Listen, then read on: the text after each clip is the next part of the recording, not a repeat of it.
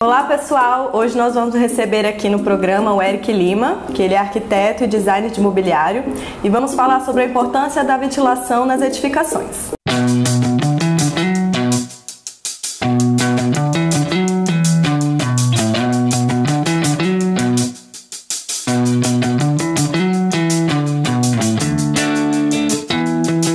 Então pessoal, estou aqui com o Eric, a gente vai conversar sobre a importância da ventilação na arquitetura e nas edificações. Eric, eu queria te perguntar como que é a questão dos ventos aqui em Boa Vista? O que a gente pode entender aqui de vento e sol, ventilação na arquitetura? Bem, a gente tem um movimento do vento que acompanha o movimento do sol, especificamente aqui nessa região. Então, o vento que tem a maior frequência, que ocorre na maior parte do ano, ele vai de leste para oeste, então ele acompanha o movimento do sol. E a maior intensidade é no sentido nordeste. Basicamente, são as posições onde a gente tem que colocar as aberturas para poder receber mais o vento. A outra coisa que eu queria te perguntar, nessa questão de ventilação, como que são as técnicas na arquitetura que a gente pode explicar para o pessoal, para eles poderem visualizar melhor quando estiverem fazendo um projeto ou quando quiserem fazer uma reforma? Bem, a importância maior de utilizar a ventilação junto com a arquitetura é poder colocar as aberturas no local certo, que vai receber esse vento e vai movimentar o ar dentro da casa. Então, vai deixar mais arejado, vai deixar mais fresquinho.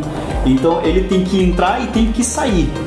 A melhor maneira desse ar sair é por uma abertura mais alta do que a que ele entrou. Porque o ar quente ele é menos denso do que o ar frio, né? Então ele é menos pesado, né? Então ele vai ficar na parte alta. Daí essa ventilação ela vai passar pela casa e vai levar o ar quente para fora. É o que a gente chama na arquitetura de ventilação cruzada, né? Ela tem que entrar por um lado e tem que sair pelo outro. As janelas têm que ser de tamanhos razoáveis. Uma das coisas boas de se falar que as janelas, quanto mais próximas ao chão, melhor, porque é onde se concentra o ar mais frio.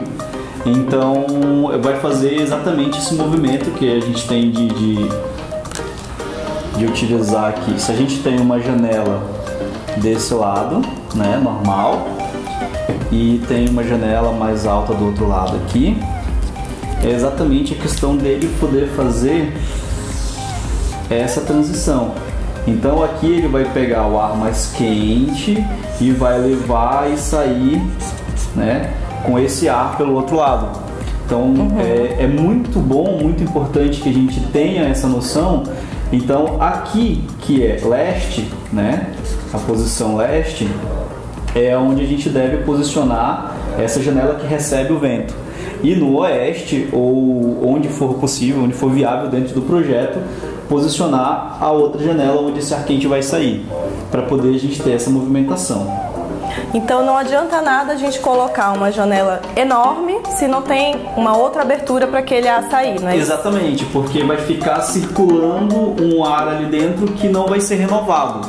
A ideia da ventilação cruzada é exatamente a gente poder renovar esse ar. E também não interessa o tamanho da janela. Se ela for orientada para a posição errada, ela não vai funcionar. Se eu orientar ao contrário, uma janela muito grande, as aberturas da minha casa pro oeste, esse vento não vai vir dali, né? Então eu vou estar sempre com uma casa quente e por mais que esteja ventando, não vai estar arejada. Verdade. Uma outra coisa que eu queria te perguntar, Eric, sobre essa questão de técnica arquitetônica. Como que essa questão seria nas nossas origens, lá nos índios? Eles usam alguma técnica específica, mesmo inconsciente? Assim, não é bem inconsciente, mas uma observação da natureza, né? Os nossos índios, eles costumam construir Primeiro eles constroem com uma cobertura de palha que fica muito perto do chão, então isso aqui não costuma ser muito alto, esse tamanho, e muitas tribos têm esse miolo central vazado, e se a gente fosse ver de cima, é uma coisa ou oval ou redonda, né? O que acontece? Esse ar, ele passa, como a gente falou, perto do chão, pegando o ar frio, e ele faz um efeito chaminé, ele vem aqui para cima. que é uma coisa importante também para a gente fazer nas casas. Quando a gente tem um conjunto de escadas que pega 2 pavimentos, a gente tem um outro pavimento aqui, né? Então esse ar que vem aqui, ele pode fazer exatamente isso, pegar onde tem as escadas que a gente não tem piso e sair por uma janela alta. Ajuda bastante a refrescar o espaço, a deixar mais arejado, a eliminar a possibilidade do acúmulo de ácaros, porque também leva a questão do movimento do ar, né? Trazer então, uma saúde, né, para o ambiente. Sem contar que um dos grandes benefícios de se posicionar certo, de ter uma ventilação cruzada, é diminuir o uso de energia com ar-condicionado. Porque quando funciona melhor esse movimento, a gente tende a gastar menos. Em Boa Vista, é impossível nós fazermos uma residência que se utilize somente desses argumentos para poder ser mais arejada, né? Mas nós vamos diminuir bastante o consumo de ar-condicionado. O ar-condicionado vai ter menos esforço para conseguir refrigerar um espaço. E essa é uma das técnicas que os índios usam há muito tempo e a gente não costuma observar para utilizar na arquitetura do dia a dia. E a questão do cobogó, o que você acha como dica para o pessoal? Bem, o cobogó, que é um elemento vazado, que é bastante já comum da arquitetura, ele é muito interessante para a nossa região porque ele tem a capacidade de deixar o vento passar. É um recurso bonito, né? Hoje nós temos vários tipos no mercado, é um recurso muito bonito e ele pode ser utilizado sem ser uma janela, porque obrigatoriamente a gente fecharia, né, se fosse uma janela. Ele deixa o ar passar, mas não dá a visibilidade completa. Então, para muros, para algumas paredes, é muito interessante utilizar o cobogó por essa facilidade, né? Sem contar que é um elemento que foi criado dentro do nosso contexto nacional, exatamente para... quando ele foi criado para o Nordeste, mas se adapta muito bem à nossa questão do Norte. Boa Vista, principalmente, sim, né? Sim. E a gente tinha até conversado um tempo atrás sobre um cobogó que ele utiliza a ventilação, um princípio da ventilação para ele resfriar o ar que entra naquele ambiente ou naquela área. Sim. A questão da garrafa, tudo mais. Um projeto que foi feito na África que utilizou o PET. Então, como se fosse uma ponta de garrafa PET cortada. Aí o que acontece?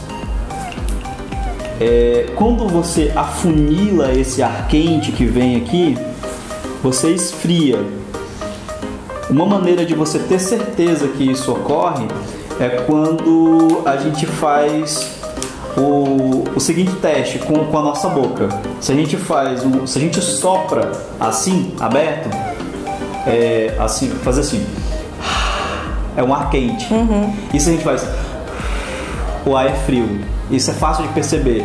Então, um cobogó cerâmico ou de algum outro material que não acumule tanto o calor, que dissipe muito rápido, com esse formato maior, orientado para onde vem a maior parte do vento, que aqui no nosso caso seria o leste, para dentro da residência fazendo uma máscara, por exemplo, seria muito interessante. Porque ele por si só refrigera, né, diminui a temperatura do ar. E para nós é mais do que importante, né? Então aquele vento que vai vir, ele vem com a temperatura menor do que se não tivesse essa parede de cobogó, por exemplo. Exatamente. Um outro recurso é nós colocarmos corpos de água no caminho que o vento vai levar antes de entrar no prédio ou na casa. Que é um recurso bastante utilizado na rede de hospitais Sara, por exemplo. Que tem em Brasília, que tem aqui no Maranhão, que tem um clima relativamente parecido com o nosso em alguns períodos do ano. E eu acho que também esse recurso do espelho d'água foi um que tu usou num projeto teu, né? Na verdade eu usei a piscina, né? Porque a gente tem um projeto com grandes panos de vidro e como eu disse, não dá para não refrigerar, mas dá para nós amenizarmos. E aí esse é um projeto que foi orientado exatamente com a parte de vidro para essa face que a gente falou. E aqui a gente tem todo o contorno da piscina. O que acontece com a massa de ar? ela vem nesse sentido, né? Deixa eu só... Ela vem nesse sentido. Então, como aqui é a posição leste, o que acontece? Essa massa de ar, ela vem, passa pelo corpo de água, né, aqui embaixo, e entra pela casa, porque aqui estão todas as aberturas da casa. E embora a gente tenha uma sobreposição na parte de cima que vai cobrir isso aqui e dar sombra, só desse ar passar pelo corpo d'água para poder sair do outro lado, ele já vai resfriando.